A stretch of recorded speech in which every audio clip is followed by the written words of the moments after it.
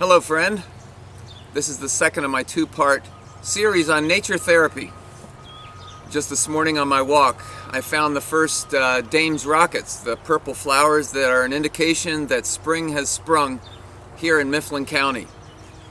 It's no secret that in addition to flowers and other areas of nature, I love birds. I especially love May, as it seems like the woods just spring to life with the sounds of birds. Just this week, for the first time, I saw my first catbird, that friendly little gray bird. I also saw my first black-capped chickadee this morning, and I could just keep going. One of the birds that's driving me crazy are the Baltimore Orioles around here. As beautiful as those birds are, their incessant calling one to another, and that pitch of that tone is just enough to just put me over the edge. I guess that is an indication about where I am mentally in the virus here. Well, anyway, enough about that. I could take the whole time talking about nature and birds and that kind of thing. But what I want to do today is to take a brief look at Psalm 84, the first several verses. What I want to talk about today is the common, lowly sparrow. By the way, you get extra credit if you can identify which one of the sparrows this might be. There's a number of them around here in Mifflin County, and this is one that often comes to our feeder. And I want to talk I'm not going to talk about the way God takes care of the birds. I'm not going to talk about the fact that Jesus said 2 sparrows are sold for a penny. But I want to talk about the lesson that birds can teach us about heaven. And it starts off in Psalm 84, the first verse that says, "How lovely is your dwelling place, Lord Almighty." And that idea of how lovely, that's the language of a poet.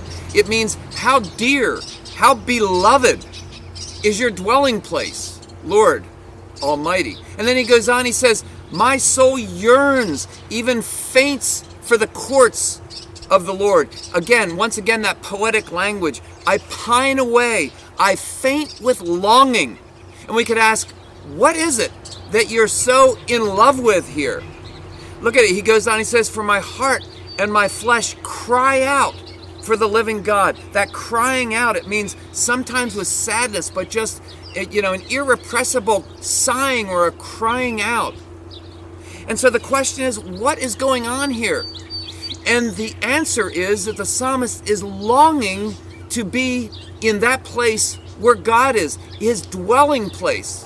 Of course, in the Old Testament, that was represented in the temple. Now, since the cross, his dwelling place is within us, and his physical presence is in heaven. But just pause and dream with me for just a minute. What it would be like to be in the dwelling place of God right now. To ponder what it would be like in the presence of my Creator, my Redeemer, my Counselor, my dwelling place, my Provider, my Comforter. To be in the presence of the one who shed his blood for me. I mean, what a totally overwhelming experience that would be. Every once in a while we sing that song called Revelation, and it's just a small, just taste of what heaven's going to be like as we sing that. But the psalmist continues, he says, "Even the sparrow has found a home, the swallow a nest for herself, where she may have her young, a place near your altar, God Almighty, my King and my God." He just envies anyone or anything that has direct access to God. And here's the picture of the temple of God, which had very high ceilings, the picture of the birds building a nest up in the rafters in that Holy of Holies behind the curtain, where God's presence was represented in the holies in the Ark of the Covenant here. And so here's this picture, this bird building this nest in God's presence. And, the point is, this lowly sparrow or swallow was reminding the psalmist how blessed it will be to be in God's physical presence someday. And so verse 4 just kind of summarizes the whole thing. He just says, "Blessed are those who dwell in your house. They are ever praising you." Isn't that interesting? The psalmist kind of has a sanctified jealousy for those who are already in God's presence. For us, of course, It's a loss. Some of us even recently have lost loved ones. And yes, I understand that sense of loss. I have been there many times. But for those in God's presence, listen to me on this, it is eternal gain. They're better off than we are. So in the midst of all this uncertainty and this heartache and anxiety and pain in these days of still crisis and craziness, my question for you is, have you once again possibly found yourself maybe a little bit too much focused on the circumstances, and maybe with the awareness that you need to be just a little bit more homesick, like the psalmist, for heaven? I've told before a couple times about the seminary student, true story, came over to the United States to train how to be a pastor. He was from Africa. And one of his seminary student friends asked him, what's the difference between the church in Africa and the church in America? And he said, that's an easy one to answer. Because here in America, I don't hear you talking. I don't hear you preaching much about heaven.